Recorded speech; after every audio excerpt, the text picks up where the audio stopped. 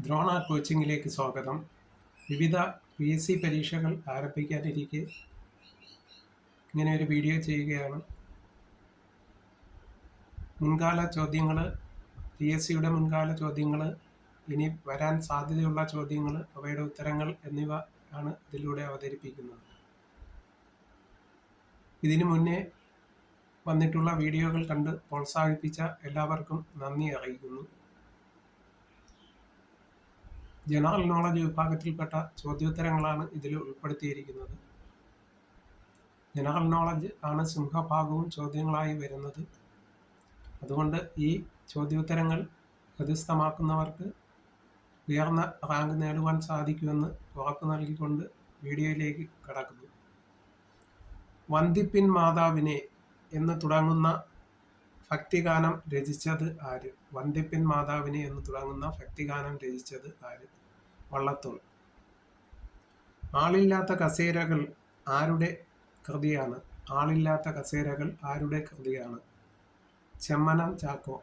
ചെമ്മനം ചാക്കോ. നക്ഷത്രങ്ങളെ കാവൽ എഴുതിയത് ആര്? നക്ഷത്രങ്ങളെ കാവൽ എഴുതിയത് ആര്? പത്മരാജൻ. പത്മരാജനാണ് നക്ഷത്രങ്ങളെ കാവൽ എഴുതിയത്. ONVയുടെ വയലാർ അവാർഡ് നേടിയ കൃതി. ONVയുടെ വയലാർ അവാർഡ് നേടിയ കൃതി ഏത്? ഉപ്പ് ആണ്.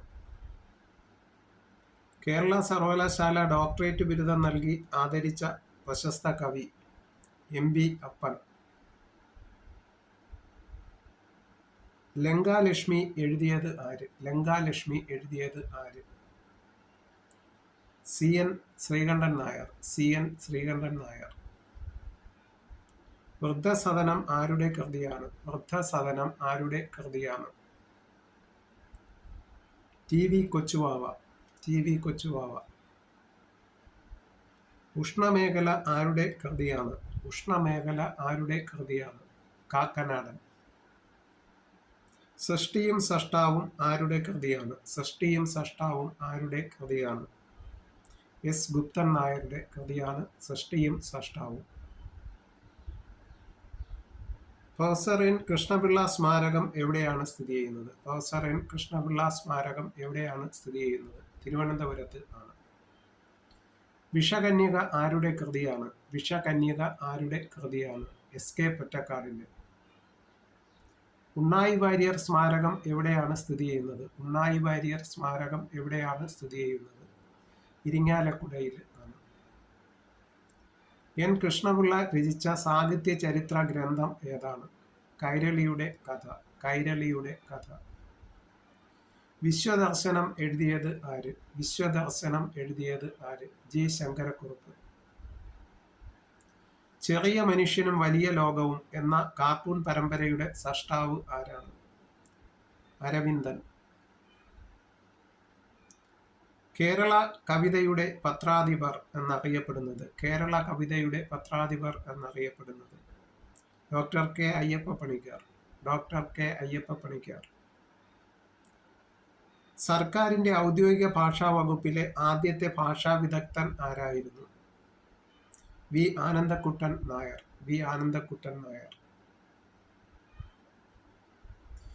PK പാറക്കടവ് എന്ന തൂലികാനാമത്തിൽ എഴുതുന്നത് ആരായിരുന്നു? അഹമ്മദ് PK. അഹമ്മദ് PK. കുസുമം എന്ന തൂലികാനാമത്തിൽ എഴുതിയിരുന്ന സാഹിത്യകാരൻ. കുസുമം എന്ന തൂലികാനാമത്തിൽ എഴുതിയിരുന്ന സാഹിത്യകാരൻ ആരാണ്? VV ആന്റണി ആണ്. VV ആന്റണി ആണ് കുസുമം എന്ന തൂലികാനാമത്തിൽ എഴുതിക്കൊണ്ടിരുന്നത്.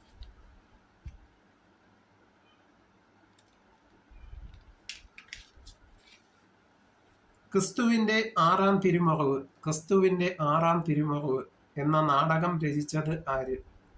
PM ആന്റണിയാണ്. PM ആന്റണിയാണ് ക്രിസ്തുവിന്റെ ആറാം തിരുമറവ് എന്ന നാടകം രചിച്ചത്. എന്റെ കഥയില്ലായ്മകൾ ആരുടെ ആത്മകഥയാണ്? എന്റെ കഥയില്ലായ്മകൾ ആരുടെ ആത്മകഥയാണ്? AP Udayabhanu. AP Udayabhanu. Sonnet എന്നതിന് സമാനമായ മലയാള പദം. സോണറ്റ് എന്നതിന് സമാനമായ മലയാള പദം ഗീതകം എന്നാണ്. കേരള സാഹിത്യ ചരിത്രം രചിച്ചത് ആര്? കേരള സാഹിത്യ ചരിത്രം രചിച്ചത് ആര്? ഉള്ളൂർ. രണ്ട് സ്ഥലങ്ങൾ തമ്മിലുള്ള ദൂരം പ്രതിപാദിക്കുന്ന സാങ്കല്പിക രേഖ. രണ്ട് സ്ഥലങ്ങൾ തമ്മിലുള്ള ദൂരം പ്രതിപാദിക്കുന്നതിനെ ആശ്രയിക്കുന്ന സാങ്കല്പിക രേഖ അക്ഷാംശ രേഖകൾ. രണ്ട് സ്ഥലങ്ങൾ തമ്മിലുള്ള സമയവ്യത്യാസം മനസ്സിലാക്കുന്നതിന് സഹായിക്കുന്ന സാങ്കല്പിക രേഖകൾ രേഖാംശ രേഖകൾ. ഭൂഗോളത്തിലെ ഏതെങ്കിലും രണ്ട് സ്ഥലങ്ങൾ തമ്മിൽ 1 ഡിഗ്രി രേഖാംശ വ്യത്യാസമുണ്ടെങ്കിൽ സമയവ്യത്യാസം എത്രയായിരിക്കും? 4 മിനിറ്റ് ആയിരിക്കും.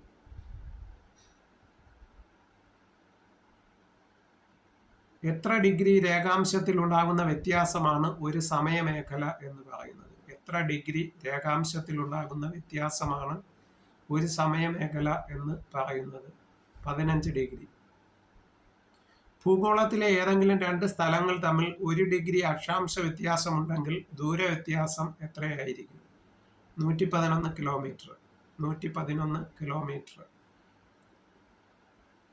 ഏറ്റവും കൂടുതൽ സമയമേഖലകളുള്ള രാജ്യം. ഏറ്റവും കൂടുതൽ സമയമേഖലകൾ ഉള്ള രാജ്യം റഷ്യയാണ്. 11 സമയമേഖലകൾ ഉണ്ട്.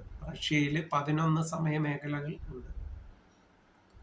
ഗ്രീനിച്ച് രേഖയിൽ നിന്ന് 180 ഡിഗ്രി കിഴക്ക് പടിഞ്ഞാറായിട്ടുള്ള രേഖാംശ രേഖ ഏതാണ്? അന്താരാഷ്ട്ര ദിനാങ്ക രേഖ ആണ്.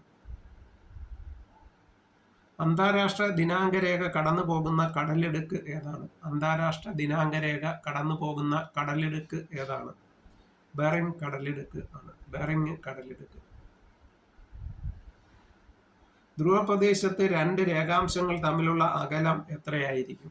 ധ്രുവപ്രദേശത്ത് രണ്ട് രേഖാംശങ്ങൾ തമ്മിലുള്ള അകലം 0 ആയിരിക്കും.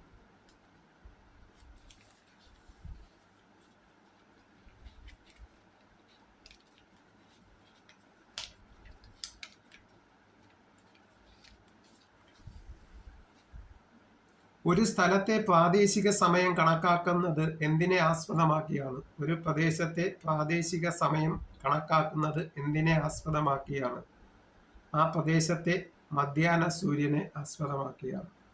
ഇത്രയും ചോദ്യോത്തരങ്ങളാണ് ഈ വീഡിയോയിൽ ഉൾപ്പെടുത്തിയിരിക്കുന്നത്. വീഡിയോ ആദ്യമായി കാണുന്നവർ ലൈക്ക് ചെയ്യുകയും സബ്സ്ക്രൈബ് ചെയ്യുകയും ഷെയർ ചെയ്യുകയും ചെയ്ത് പ്രോത്സാഹിപ്പിക്കണമെന്ന് അഭ്യർത്ഥിച്ചുകൊണ്ട് നിർത്തുന്നു.